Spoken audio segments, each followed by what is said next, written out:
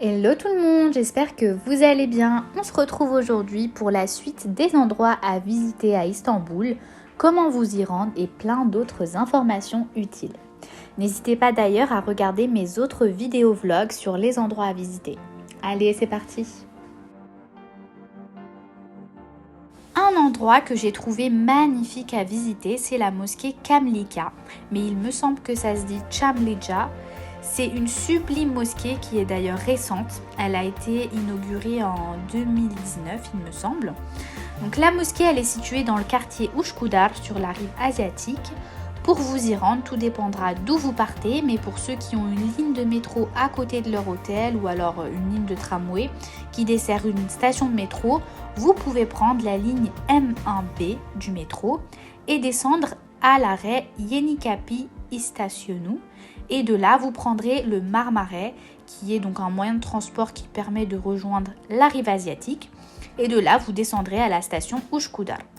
Et vous verrez que vous pourrez prendre, il y a plein de stations de bus. Donc nous, le bus qu'on a pris, c'est le 15C et on est descendu à l'arrêt Buyuk Chamlija.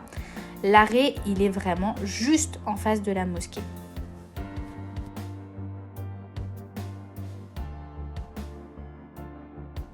On est parti visiter la mosquée un mardi et il me semble qu'on y est allé vers 11h30 midi. Donc comme vous pouvez le voir sur les images, il n'y avait pas beaucoup de monde et honnêtement c'était très agréable. Donc je ne sais pas si c'est l'horaire qui fait qu'il n'y a pas beaucoup de monde ou alors le jour où on y est allé. En tout cas, par expérience, je vous dirais d'y aller dans ces zones-là pour profiter au maximum du lieu sans avoir trop de monde à côté. Comme vous pouvez le voir, la mosquée est juste immense, très moderne, d'ailleurs ça se voit qu'elle est récente. Vous avez un grand espace extérieur avec une très belle vue panoramique sur le côté de la rive asiatique, étant donné que la mosquée est construite en hauteur. Le jour où on y était, on ne pouvait pas du tout avoir accès à la cour intérieure de la mosquée. Je pense que c'était parce qu'ils venaient de nettoyer le sol, en tout cas c'est ce qu'indiquaient les panneaux. Après, il reste juste à vérifier si jamais c'est pas qu'une question de nettoyage et que c'est toujours comme ça. Pour pouvoir accéder à l'intérieur de la mosquée, vous devrez ôter vos chaussures. Et là, je trouve ça génial car ils mettent à disposition des sacs plastiques et il me semble même avoir vu plein de casiers pour pouvoir les ranger. Nous, personnellement, on est rentré avec et ça n'a pas du tout posé de problème. D'ailleurs, c'est ce que tout le monde faisait également.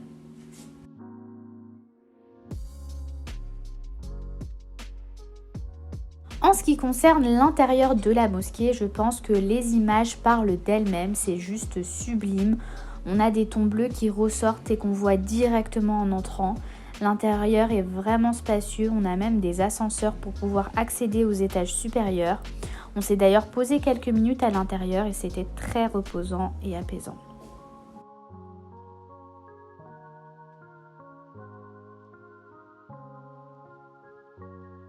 D'ailleurs, il me semble que je ne l'ai pas dit avant, mais pour y entrer, il vous faudra aussi vous couvrir les cheveux. Et je vous conseille aussi d'y aller en dehors des temps de prière pour pouvoir visiter la mosquée sans crainte de vous voir refuser l'accès. Parce que du coup, je ne sais pas du tout si on peut entrer à l'intérieur pendant les horaires de prière. Donc pour ça, je vous conseille d'aller voir sur internet les horaires de prière pour pouvoir anticiper votre visite. Vous pouvez prévoir environ 1 heure grand maximum pour visiter la mosquée. Je pense que c'est largement suffisant. Et je vous conseille juste après d'enchaîner avec le deuxième endroit. Et pour le coup, c'est pas vraiment un endroit, mais c'est plutôt une activité ou alors une chose à faire aussi à Istanbul. Et c'est la traversée en ferry. Et là, pourquoi je vous dis de faire la traversée en ferry juste après avoir visité la mosquée? Tout simplement parce que vous aurez qu'à prendre le bus 15C, donc le même bus qui peut vous ramener à la mosquée pour aller dans le sens inverse et directement aller à la station Ushkudar qui permet en fait de prendre du coup le ferry. Donc en fait, il vous pose vraiment juste en face de la gare maritime. Donc pour prendre le ferry, nous honnêtement on n'a pas attendu très longtemps. Je pense qu'il y en a, je sais pas si c'est toutes les 10 ou 30 minutes. Il me semble que c'est toutes les 10 minutes.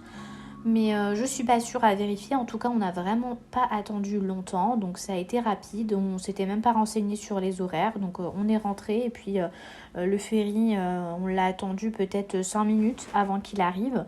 Si vous voulez savoir tous les prix concernant du coup les trajets en ferry, en bus, en tramway, n'hésitez pas à regarder ma première vidéo vlog où je vous explique vraiment tout. Et je vous explique d'ailleurs comment obtenir la carte de transport à Istanbul. Lorsque vous montez dans le ferry, ce que je vous conseille, c'est vraiment d'aller au dernier étage. C'est selon moi là où vous aurez la plus belle vue et vous prendrez les plus belles photos. D'ailleurs, c'est l'étage le plus prisé, donc un conseil, dès que les portes sont ouvertes, dépêchez-vous pour y aller. Comme ça, vous pourrez choisir tranquillement vos places. Et qui dit traversée du Bosphore, dit forcément vous serez donc en plein milieu donc du Bosphore, donc avec le vent. Donc ce que je vous conseille, c'est d'avoir un gilet, vraiment de quoi vous couvrir, même s'il fait chaud. Donc nous, il faut savoir qu'on était en période hivernale, donc on avait nos manteaux, mais on ressentait quand même qu'il faisait pas mal frisquet. Donc un conseil, prenez de quoi vous couvrir. Et pour finir, le dernier endroit que je vous conseille de visiter, c'est la mosquée d'Ortaköy. Pour y aller, vous pouvez prendre le bus DT1 ou le 25E qu'on prend directement au terminus de l'arrêt du tramway T1, donc c'est l'arrêt Kabataş. Et là, je vous avoue qu'on a pas mal galéré à comprendre le fonctionnement des arrêts de bus, surtout à cet endroit, parce que autant vous dire que tous les abribus n'ont pas d'indiquer le numéro de bus qui s'y arrête. Donc on a dû demander à plusieurs personnes, mais tout le monde ne comprenait pas l'anglais. Et surtout, on a compris par la suite qu'il fallait scanner les QR codes qui pouvaient être affichés sur les abribus pour savoir quel bus s'y arrêtait et dans combien de temps il venait. Donc autant dire que sans connexion internet, on ne pouvait pas aller bien loin.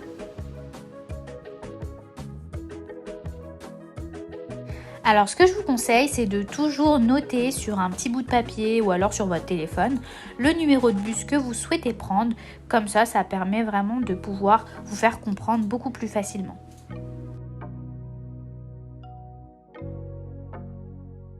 Je vous ai parlé de la mosquée d'Ortaköy, mais la place Ortaköy en elle-même est très sympa à voir. Vous avez des restaurants où vous pouvez vous poser, des petites boutiques dans lesquelles vous pouvez trouver des objets souvenirs. Et vous avez également The Spot, des photos Instagram avec la vue sur la mosquée. D'ailleurs, il faudra attendre dans votre tour pour le coup si jamais vous souhaitez prendre cette fameuse photo. Donc nous personnellement, nous ne sommes pas entrés dans la mosquée, mais pour avoir vu certaines photos, elle a l'air vraiment jolie de l'intérieur.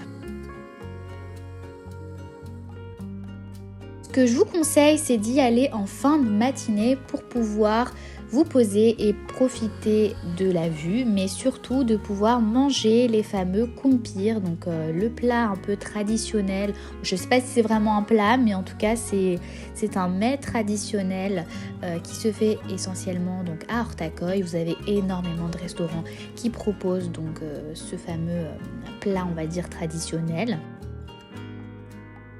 Je vous ferai d'ailleurs prochainement une vidéo sur tous les restaurants dans lesquels nous sommes allés sur Istanbul. Donc vous verrez vraiment ce qu'on a pris, les prix qu'on a payés. Je vous donnerai donc mon avis sur ces restaurants. Ma vidéo se termine, j'espère qu'elle vous aura plu et n'hésitez pas donc si c'est le cas à la liker et à laisser des commentaires, ça permet vraiment de m'encourager.